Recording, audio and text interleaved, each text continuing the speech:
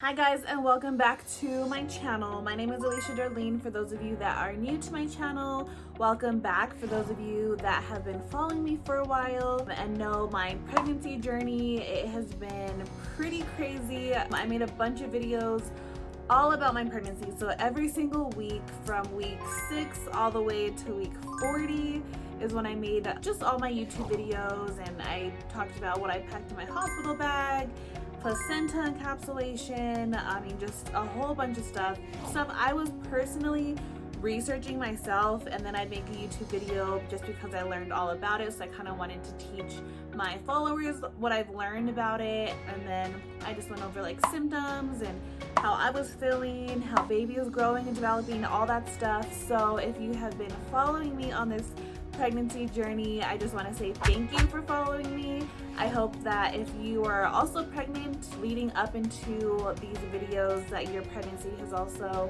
gone well and everything like that. So pretty much I want to just talk about my birth story, because I know a few of you guys have been asking how everything went. Like, for those of you that know, I had a previous C-section with my first. She is almost 2 now, so she's 2 months shy of 2. And then for second baby with this baby boy, I wanted to not have a C-section. I wanted to try for a VBAC, or it's also called a TOLAC. So I really wanted that. I didn't want a C-section. I wanted to try vaginal birth as long as me and baby were both safe and healthy and everything like that. So pretty much I'm just gonna go into my story. Sorry if I keep looking down. I am watching the little goober on my baby monitor here, making sure that he is staying asleep so I can keep filming. If he does wake up, I'll probably just go grab him and show you guys him, introduce you, and yeah, so we'll just see if he lets me. I can see his little eyes opening and closing, but we'll just see if he lets me. Also, my toddler's in there sleeping too, so we'll just see how the video goes. If you haven't already, please like and subscribe to my channel. But yeah, so we'll get into my birth story. Like I said, it was a VBAC or a TOLAC. It was a trial. So pretty much I would say about 4 weeks or more up until I gave birth, we were really trying to go into labor on our own, because we heard that that was going to be the most successful way to have a VBAC, a successful VBAC, if you go into labor on your own. So this is, just things that we've heard. So we asked the doula, what some things we should do. We did like the spicy food, the shellfish. We went on walks every single day, 1 to 2 miles for, like I said, probably like 4 weeks. So starting at like 36 weeks, every single day we were walking. What else did we do? We did the primrose oil, the red raspberry leaf tea. I tried everything. I wanted to go into labor on my own, and I thought that if I was able to go into labor on my own, that's the only way I'd have the successful VBAC, because I tried everything. But yeah, so I was just trying everything. Like I said, I had an induction date at 40 weeks and 1 day, so I knew that was coming. But I wanted to go into labor. I was getting the Braxton Hicks contractions at night. Of course, a couple times I started timing them. Also, I was going to a chiropractor like twice a week and just working on like pelvic exercises. Pretty much everything, like I said, I was trying, just everything I could control, I was trying to accomplish and do everything I knew I could. So that weekend before the induction date, I got a little emotional. I was like, why have I not gone into labor on my own? I've literally done everything. They checked my cervix. It was soft. It was like 1 centimeter, nothing too crazy, but it was softened, which was good. It wasn't like rock hard. So after I got emotional, then I was like, okay, I just have to accept it now. This is what it's gonna be. I'm gonna be induced on Monday 8 a.m. and we'll just have to go with it and make the best that we can out of it. So yeah, that was the weekend before. Everything was well. I actually did have my membrane swept that week. I believe it was that Thursday before the Monday of the induction date. I was really hoping, still hoping that I would go into labor on my own, especially because I've heard so many good things about the membrane sweep you know, be careful if you get a membrane sleep, you're gonna go into labor within like 24 to 48 hours, and you know, all this stuff I was expecting and hopeful, and yeah, it just didn't work out for me. But anyways, let's go into what happened Monday morning. So Monday morning comes, I'm of course a little nervous and I'm just not really knowing what to expect, but I know the end outcome is gonna be I'm gonna have a baby. So I'm looking forward to it, you know? So that morning, we wake up early, get ready. I didn't want to be in a rush. I wanted it to be like a calm, peaceful morning. We had breakfast together, me, my husband, and my daughter. Of course, I'm hugging her, taking pictures of her because I know this is going to be the last time that it's just her, you know, bringing home her brother. So we were just kind of soaking in all those last memories together and taking some pictures and stuff like that. And then I had my mom come over. She was going to be the one staying with my daughter. And so, you know, I felt comfortable with that. I wanted them to, you know, have fun, and just, I didn't want to be worried about her at all. So I knew my mom was going to be there taking care of her. Yes, that means my mom wouldn't be there with me, but that's okay because I had my husband and I also had my doula, and they actually only allow 2 people in the room, in the delivery room, because of COVID. So it worked out that my mom was able to stay at home with her, and then I had my husband and my doula. So I was prepared. I was trying to be prepared, you know, with my doula instead of having my mom there. So went in, we got checked in, you know, we were told that because I was being induced, I was gonna get Pitocin. It might take a little while for things to kind of start. So they're like, if you are here until the next day still in labor, you know, that's not very uncommon. So just be prepared for that. They told us to bring movies and our computer and a whole bunch of stuff. So we were like expecting to be there for a while and not expecting anything to go super fast. By the time we got checked in, all that stuff, we have our room, I have the gown on, you know, all this. Me and my husband are in good spirits. Like, we're excited. We're gonna have a baby soon. We have this big, gorgeous room all to ourselves. They start the Pitocin, I think around 9. I started getting contractions like right away. Like, my body was ready to go into labor and ready to get this baby out. I think it was just the baby, you know, he was kind of just comfortable in there, not ready to come out yet. But my body went into labor right away, right when I was given the Pitocin. I started having some contractions. They were getting pretty strong, nothing too intense yet. They also put, like, I don't know what it's called exactly, but it's just like a little balloon that will manually dilate you. So they put that balloon in. I found that it was pretty uncomfortable with the balloon. Like, I felt like I couldn't do all these positions that I had been practicing to do while I was in labor, like sit on the birthing ball and, you know, stretch on my yoga mat and stuff like that. I felt like I could not do that with that balloon there. So I felt like that was super uncomfortable. The balloon would inflate until I was 4 centimeters, I believe, and then it'll fall out. So I was like, oh my gosh, I cannot wait until I'm 4 centimeters at least, so this stupid balloon can just come out and I can be more comfortable. So that balloon finally came out after, I don't know. It was more of like a blur. If you want to know exact timing, I have to ask my husband. But anyway, so that came out, and then that was, I think, the first 2 hours. The whole entire labor lasted 6 hours for me. I was in pretty good contractions, but the last 2 hours were really, really intense. So my water never broke. My midwife had to go up there, break my water, and my nurse kept pushing me to get an epidural. So she was like, you know, what are you waiting for? You need to get this epidural. It's gonna take about another hour for it to actually start working. Like, why are you procrastinating? Just get it. Like, she kept pushing it and pushing it until my doula was like, she's trying to do this natural. Like, she's trying not to use an epidural if she doesn't absolutely, you know, need it. So I was like, well, yeah, because when she asked me, what are you waiting for? I was like, well, I'm trying to see if I can do it without the epidural. Like, I don't know what I'm in for yet, you know? And then my midwife came in and she checked me, and this was before the water broke, or before she broke my water. She was like, you're about a 7 or an 8. I think you can do this without an epidural. She's like, you've gone this far, mama, you can do it without it. It's not going to be any more painful than what it is right now. It's just going to be closer together. You're going to have less of a break. Do you think you could do that? So I was like, yeah, I totally can. I was like, I can do that. If it's not more painful than what it is now, it's just gonna be closer together, I think I can do it. So she kind of helped me just with that positive reinforcement, like, you've gone this far, you're this close, you're right there at the end, you don't need the epidural. So I went ahead and didn't take it, and then she said, once we break your water, it's gonna get intense. So, you know, me and my husband both ready for it. So she broke my water.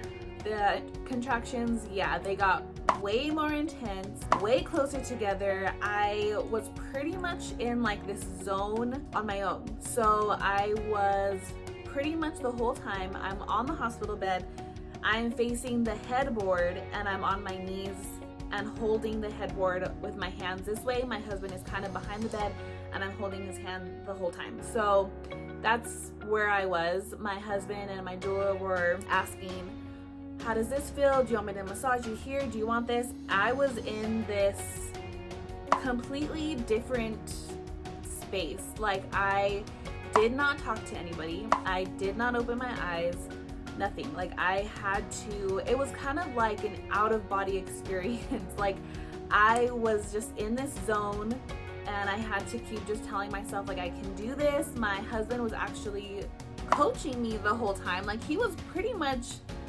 doing what I thought my doula was going to be doing.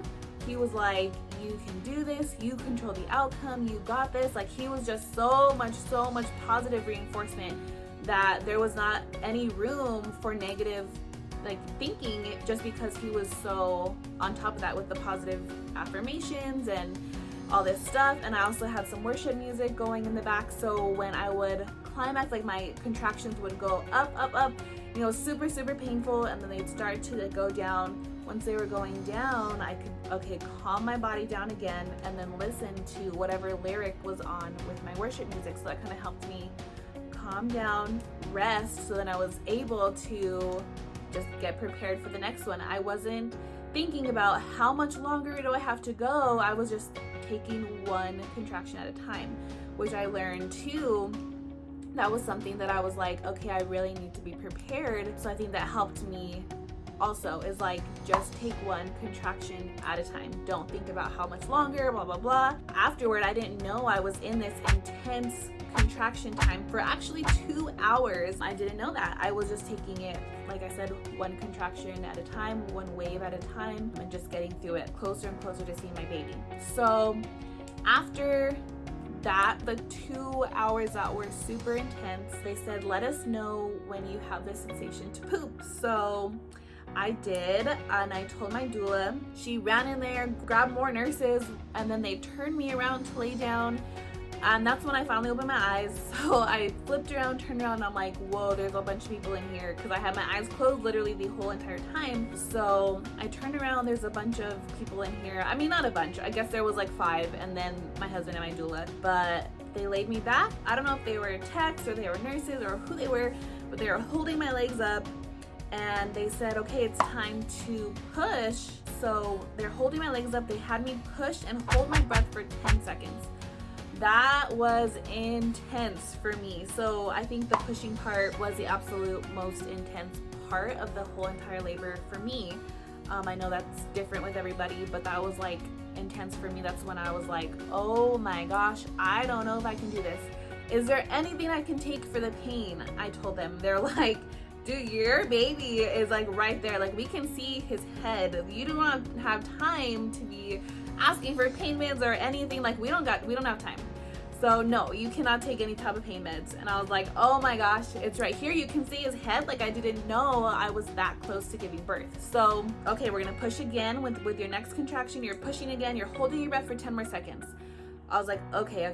So I was holding my breath. Then I realized, oh, the girls that are holding my legs up are actually holding my feet, like against my feet. So I'm supposed to push against them, which I didn't know that. So then I finally was like, okay, so boom, I was pushing against their hands.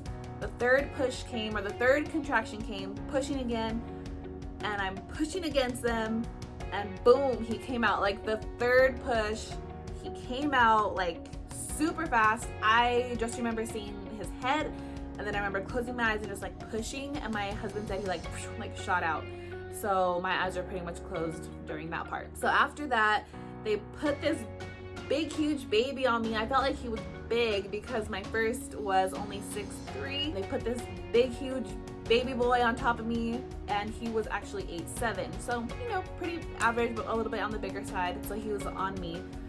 So the birth was not that bad. I felt like, you know, it wasn't too long. I mean, 6 hours. I was expecting to go longer. I'll just say I didn't know. Like I said, I thought it might be 24-hour labor, or I had no idea. It was my first vaginal birth, so I know that those can be longer too. So yeah, I mean, it went pretty well. I'm really glad that I tried the VBAC instead of just getting a C-section again. I wanted to experience the whole birth experience, and yes, it is intense and it was crazy, but they gave me this big huge baby.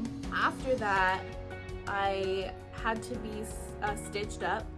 So I guess I had 3rd degree tear, which is not a 4th degree, which is all the way, but it was 3rd degree, so it's still pretty intense. I ended up losing a lot of blood, I think because he came so fast and I tore so bad. I did lose a lot of blood. I almost had to get a blood transfusion, so that was a little bit scary. They were stitching me up for about 45 minutes, and then finally they sat me up. You know, they all left the room. I remember I turned to, I think, a nurse that was on my right side of the bed, and I told her I feel really lightheaded, and then they said I passed out. So I guess my eyes rolled back and I passed out for a couple of seconds, and they all kind of came back in because I think my doula rushed and got them, and so that was a little bit scary. One of the nurses thought I was having a seizure, so that freaked me out because she said that. I was like, I am not having a seizure. I literally just feel like I just closed my eyes for 2 seconds and woke back up. Like, I don't feel like anything is wrong. I just feel tired. So just gave me some like sugar water, just checked my blood pressure, everything was fine. I think just because I had lost so much blood, I just had a baby, like it was pretty intense, and I hadn't eaten the whole day. I usually will kind of get lightheaded if I don't eat, like kind of just like a little drop in my blood sugar. So I just knew like I just need rest and I need to eat. So after we had like that little scare, I know my husband was a little bit scared seeing my eyes roll back like that. He was with the baby at the time, so he stayed with the baby in the same room. Of course, it was like the same area, but he just said that he got a little bit scared of, you know, watching me and watching all the nurses kind of rush back in. He didn't know what was happening. So after that, you know, I just was like, I need just to rest. I just went through this crazy trauma. You know, your body goes through a lot. Yeah, so that's what happened. And then they're like, well, do you want to try breastfeeding him? He was still, like, he was good. He wasn't crying. He was okay. Like, he didn't need to eat yet. And I was like, if he's not crying, I'm okay. I'm just trying to be okay myself first. So they would sit me up and they were trying to take me into the mother-baby room, and I was not ready. I was feeling like I was gonna pass out again. So they're just like, okay, just lay back down and we'll try it again later.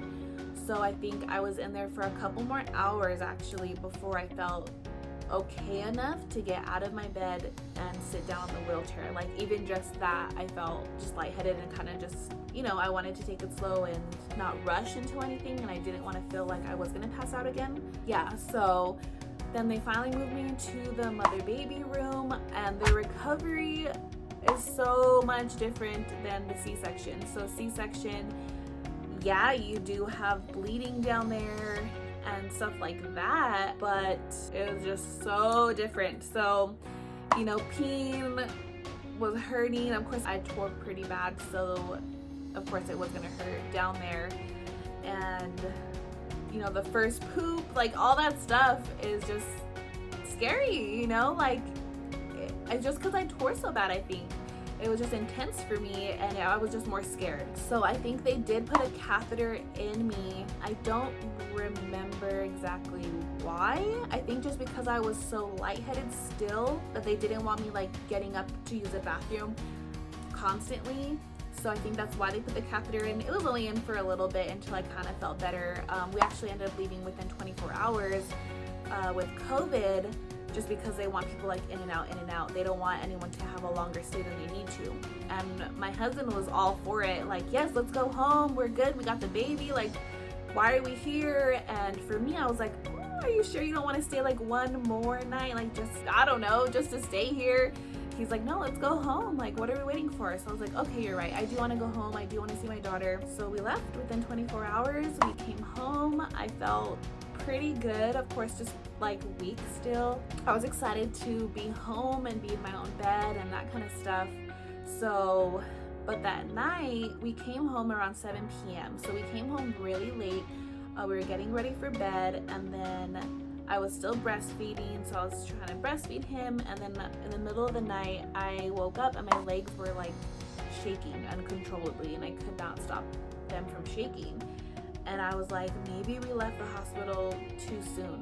Like, what if something is wrong? And I just, like, my nerves started taking over. I felt anxious. I really had to have my husband go in the other room, take the baby in the other room, and I had to, like, calm myself down. I put worship music back on, like, loud, where I could only hear that. I was trying to just breathe and calm down and, you know, just tell myself, like, everything is fine, nothing's wrong, and I'm not bleeding, I don't feel pain, I don't feel anything like this. I just need to control my nerves. So finally, probably after a good like 15 minutes, then I felt better and I stopped shaking. Of course, they told me at the hospital shaking is normal, but it was just scary when you're at home and, you know, you're not being checked, I guess. I don't know. I was just kind of anxious about the whole thing. So I probably, if I would do it again, I'd probably stay one more night just so I don't feel anxious at home. Just because we ended up leaving so late anyways. I should have just got one more good night's rest without my toddler too. But yeah, so that was pretty much my birth story in a nutshell. I did focus a lot on positive affirmations to get me through, a lot of breathing exercises. I didn't do anything like specific. I was just trying to get good oxygen in and out, drink lots of water. When I was in labor, I didn't do as much exercises as I thought I was going to be able to do, like, let me sit on the birthing ball, let me try this, let me try that. Like, once it got intense, I felt like I could not move position, so I stayed in that, like, on my knees, holding the back of the bed position. I was holding on to those lyrics that I would hear just to help me get through it. I knew that there was going to be an end to it.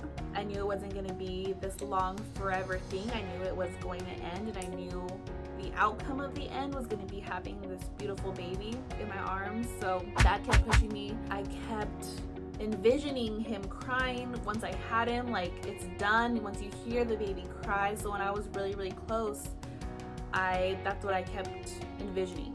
Okay, he's gonna be crying, he's gonna be here any second, and this is all gonna be gone, it's all gonna be done, I don't have to worry about all this.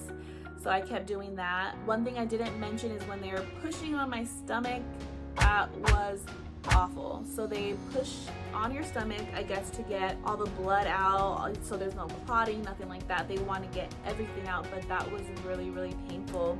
I had to kind of like grab onto my bed rails while they would push against my stomach, so that was not fun. So that was pretty intense. But yeah, so that's my birth story in a nutshell. I just wanted to kind of, even if nobody watches this video, I just kind of wanted to make this video so I know exactly what happened, you know, looking back, just all the intensity that we went through. But yeah, it was only 6 hours, so it wasn't super horrible, but it was pretty intense.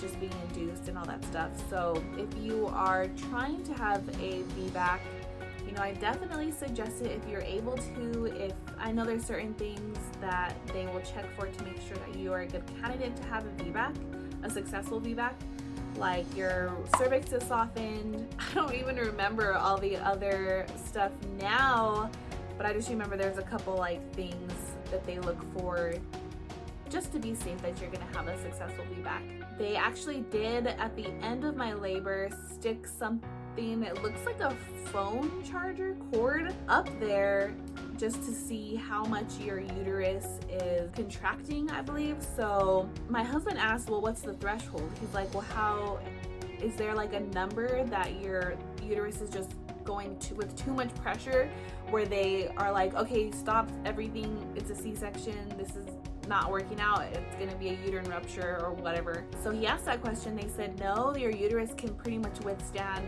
all this pressure. It's just when they are measuring it and there's absolutely no pressure, that means that the uterus has ruptured. So there are ways for them to kind of see it and just kind of see how your uterus is. I mean, you're in the hospital, so if anything like that was to happen, you know, your nurses and doctors are right there. So that was a good thing. With, you know, with having a VBAC, you can't really stay home too long. I know if you're having like a regular vaginal birth, you can stay home as long as you want, or, you know, it's just what they say. Stay home as long as you possibly can and labor at home. I know it's a little bit different circumstance if you're having a VBAC. They don't want you to stay home very long. They want you to come in case of that uterine rupture. And I remember being pretty scared about it. I mean, I was knowledgeable about it. I still knew the benefits and the risks, and I still wanted to try for the VBAC. But just knowing, you know, it's a little bit different than just a regular vaginal birth. You do have, they're going to take more precautions than normally, I guess. So at first my nurse was all about, I need to monitor the baby, I need to monitor the baby, and like kept putting this monitor on me, and I wanted to stand. I think I was having more of back labor than anything, and when the nurse was like, well, here, lay down so I can monitor your baby, I'm like, I cannot lay down. Like, the contractions are 10 times worse if you're having me lay down. So that was the only thing, is like, you really just have to listen to your body. And your nurses, or mine anyway, she was more focused on, I need to monitor. I need to make sure I can see and blah, blah, blah. So that was a little bit annoying, I guess, just because that was harder on me. So I knew that baby was gonna be fine. Like, I wanted to stand and I wanted to be on all fours. That was just the most comfortable position for me. So if you are trying to have a VBAC, just be prepared for that. It's just gonna be a little bit more monitoring than normally. They're just gonna wanna make sure that you're, you know, your uterine rupture. They wanna make sure that everything is safe, that you are safe, and also baby too, which is understandable. But also just be prepared too. I had some friends that, you know, didn't want to know anything about labor. They just wanted to go in there and, you know, see how it goes. But I was the complete opposite. I wanted to know, okay, what's gonna happen? Does this go here? Then what happens after that? Then what happens after that? What's the most intense part of labor? What do I do if this happens? And, you know, I wanted to know all that. So I took a birthing course. I was prepared with, you know, essential oils. I had my music. I had my birthing ball. I had a yoga mat. I had my playlist. So not only did I have like my speaker that I brought, I had a playlist of songs that I knew would help calm me down. I brought a fan because I knew that I get hot, and if I get hot, I get nauseous. I brought coconut water so I can kind of just hydrate myself if I couldn't eat. I mean, I was prepared, so I feel like that helped me too. I knew that I had the stuff. I knew what I was going in there for. I knew the stages of labor. I mean, I knew all that stuff. So that's pretty much my birth story. I will go into talking about postpartum. So we did have a pretty intense recovery, and I want to talk about that too. So this is just the birth story. I don't want to, you know, take too much time, but that was just the birth story. So we did have a successful VBAC, which I'm pretty happy about. Yes, it was intense, and yes, it's completely different than a C-section. Maybe I'll make a video discussing, you know, the differences, in my opinion, like what I went through with C-section compared to a VBAC, just the birth and the recovery. I'll probably make a video about that because that's something I was personally interested in before I had the VBAC. So now that I've gone through both, I can talk about, you know, both sides of the birth and the recovery. So that's the birth story for a successful VBAC. I'm super happy I had the VBAC and I was able to experience it. And, you know, if you're a good candidate for a VBAC, I hope you try too. And, you know, I did it with no pain meds, but if you have to take the pain meds, I mean, go for it. I feel like preparation will make a huge difference.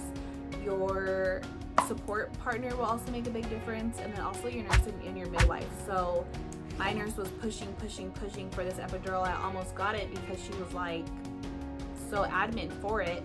But then when my midwife walked in and said, you don't need it. You're already this far. If you can do the pain that you're in now, it's not going to get more intense. It's just going to get closer together. Like I mentioned, she was just really awesome and reiterated that I'm able to do this, and I'm already, you know, this far. So I think all those things kind of make a big difference too. But either way, birth is no joke. Yeah, so that's my birth story. Baby boy is doing really, really well. He was 8 pounds 7 ounces, I think 21 inches long. He was like this huge big baby, and his name was Joshua Ray, and we're just so excited that he's here. And yeah, so I hope that this video was beneficial for you. If you just wanted to hear about it, if you wanted to hear a successful VBAC story, I hope that helps you as well. I know that at the end, of course, you know, mine was a little bit intense just because of the tearing and the blood loss, but just know that, you know, yours would hopefully not be as intense toward the end. But like the VBAC, I wouldn't take it back for anything. It was a really good experience. I felt like because I had gone through such intensity that I can pretty much, you know, do anything and get through anything because I did that. You know, looking back on it now, my husband's like, I can't believe you did that. That was like intense, and you know, you can do anything now. And it was kind of empowering, honestly. So I hope that you have a successful VBAC if that's what you're going for. Like I said, I'll talk more about my postpartum recovery in the next video, and I also want to do one about C-section versus VBAC, and I'm also doing the placenta encapsulation. So I want to do a video about that too. I did do a video about the risks, the benefits, and the price, like before, of course, before I gave birth. So I also want to talk about it afterward. So I hope you follow me on the next video so I can talk all about postpartum, because that is a whole other thing in itself, and breastfeeding. So I hope this video was good for you, give you some good, hopefully encouragement if that's what you're looking to have as well. So I will see you guys in the next video, and thank you guys for watching.